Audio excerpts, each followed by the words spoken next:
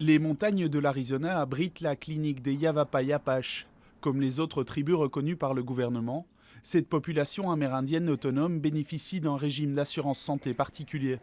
Mais le projet de réforme mené par les républicains n'en fait aucune mention. Les Yavapai Apaches craignent de le voir supprimé.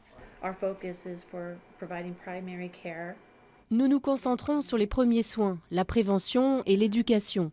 Nous ne pouvons pas travailler sans ce financement et c'est déchirant de savoir que notre peuple en souffrirait.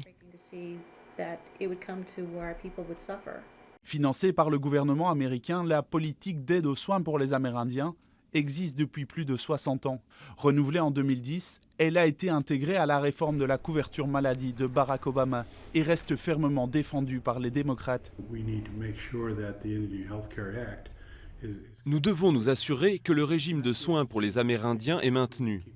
Et il ne suffit pas de dire « nous le garderons », parce qu'il est profondément lié à l'Obamacare.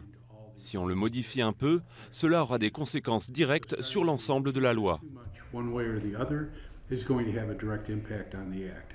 Pour les Yavapai Apaches, diminuer ou suspendre le financement pourrait être fatal.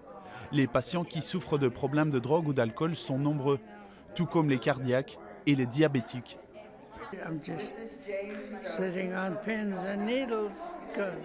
Je suis inquiet.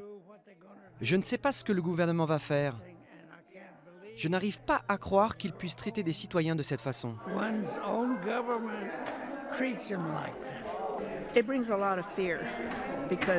On a très peur parce qu'on nous a promis de prendre soin de nous pour toujours grâce à ce plan pour les Amérindiens.